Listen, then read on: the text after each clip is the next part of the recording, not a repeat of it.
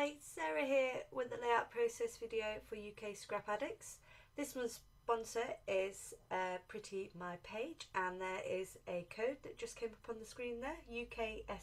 If you want to go over to the shop, then you get 10% off using that code. So thank you very much, Lisa Jane, who sent me these products, these enamel dots and the stencil that you just saw on screen. And for this layout I'm using the sketch that I just showed on my phone, which is one by Laura Rumble that I've used before. I love this sketch, so I'm using it again. So for this layout I'm using up some bits that I have left over from the Cool Kid collection, which is great for boys, and there's lots of nice bright papers. And for my photograph, it's a picture of my little boy going down the big slide, which is the first time he's gone down a big slide, so we're very proud of him. Well, he's more proud of himself, I think, as well. So for this month's focus, we've been talking about journaling. So for my journaling, I tend to like to hide it. So for this layout, I'm basically doing what I do most often, which is put it on a tag and then hide it behind my photo, which I'll show you how I do later on. So to begin with, I'm just grabbing some layers. I've got that nice bright piece, which is my main focal piece of paper at the top. I've gone for a black background, which will help my stencil show up better. As you saw at the beginning, I'd done a little bit of an experiment on some black cardstock which had messed up on earlier, so I just used it to practice on in gold and silver so I could see what the stencil looked like, and I just used some Heidi Swap colour shine in the silver and the gold to try that out. So first of all, I'm just going to layer a load of papers behind my photo to help it stand out from that busy, colourful background. I also ruffle up the edges of each piece of paper, and I'm not going for a very straight sort of look to it. I'm keeping it quite messy, and I'm keeping things on a slight angle as well, because I think it goes well with the shape of the slide and the way the photo looks. Here I'm just using a pencil to mark out where my main paper cluster will be, so that when I put this texture paste down, I know vaguely where we'll be showing, where we'll be covered up. I apologise for my voice. I have been ill, so it's a bit rubbish at the moment, so sorry if it's a bit off-putting. Okay, so here I'm just using, as you can see, I've got basically a 3-in-1 stencil here. So I'm just using that one section there. There's another section which kind of looks like bubble wrap, which no doubt I will use because I am obsessed with bubble wrap technique. And then the other one has lots of sort of distressed dates on it. So I can basically use this on 3 different layouts. There's 3 different designs here. So as you can see, I'm adding texture paste. What I'm trying to do is cover the entire bit just underneath where the paper cluster is, but because I don't want to smudge it and I'm not skilled enough to hold it up, I tend to end up messing up when I do that, so I'll be doing this in 2 steps. So I'll be filling in the gaps once this layer has dried. So whilst that is drying to one side, I'm coming back in to work on my paper cluster again.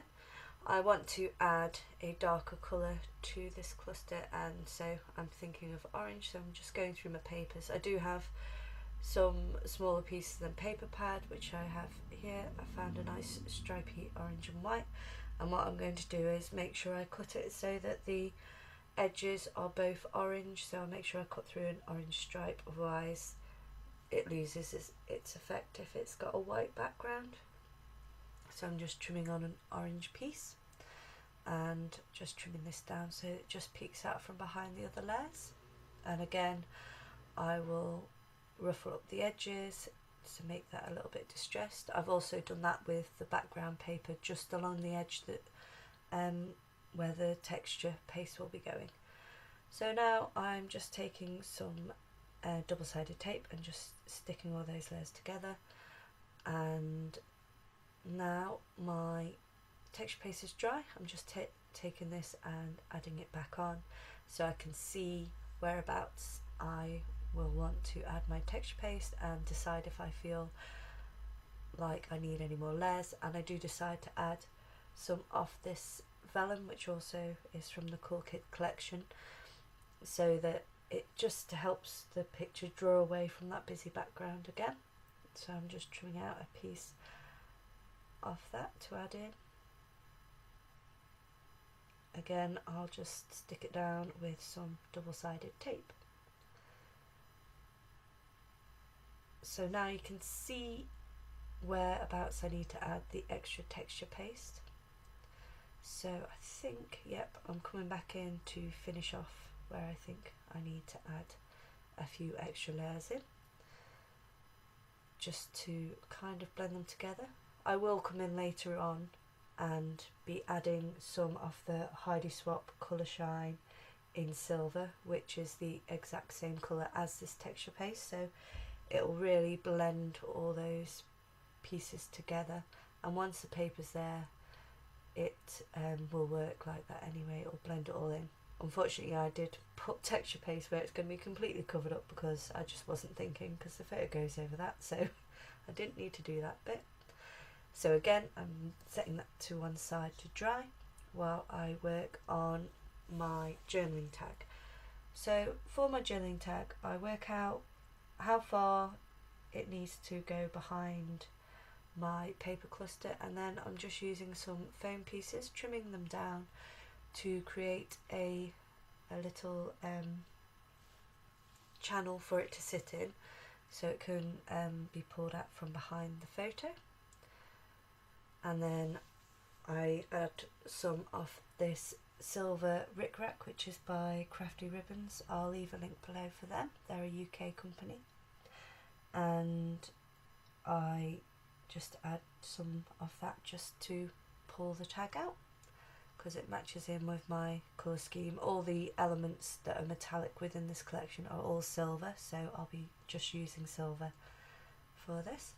And now I've just grabbed some Hip Kit alphas. I did go through quite a few different ones, and I found that these ones were a perfect match for the background paper there. So I've just added the big slide there, and then on my tag I'll write a little bit about how proud of himself he was when he went down the big slide, and once he'd gone down he's going down it all the time.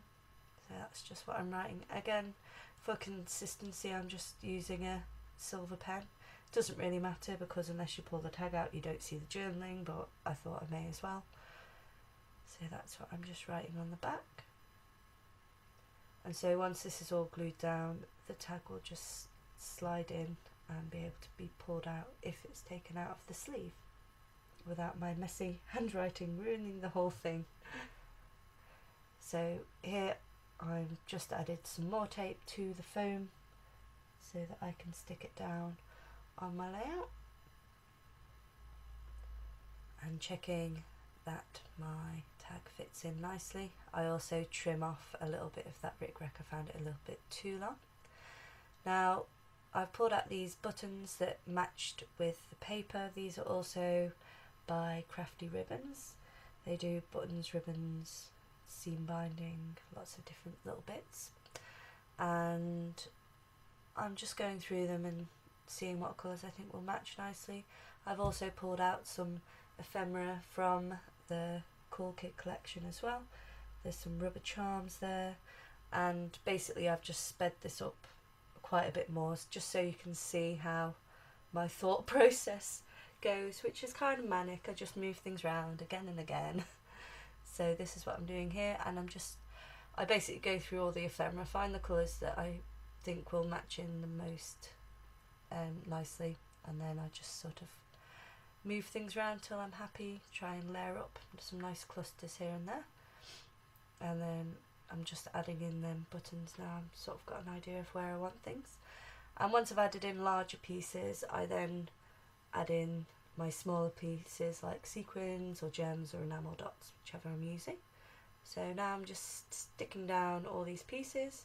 I don't think I make you watch all that. No, now they're all stuck down, and I'm coming in with my tiny enamel dots. These were from Pretty My Page. So I'm just using these pale green ones which draw out the green from the paper, which is the lightest green that is on the page. And then I also grabbed some of these silver ones which do not stick at all. These are glitter and silver to match in with the rickrack, so I'm just adding a little bit of glue with a fine line applicator to make sure that they stick down well, and just adding a few here and there. And these are silver and black metallic tiny word stickers, so I'm just adding a few of those in as well. And I think off camera I may add one or two other tiny little bits, but there'll be close-ups at the end anyway. So now here I come in with this silver ink spray, and as soon as it dries it goes so super shiny and silvery and it matches perfect. So I think that's me done. Yes, so I'm just doing a bit of a close-up here so you can see all the details there, and stay tuned for some close-ups at the end. Thanks for joining me today. Apologies for my bad voice and please do check out the links below and take advantage of the 10% offer over at Pretty My page. Like and subscribe if you'd like to see more from me. Have a great day. Bye.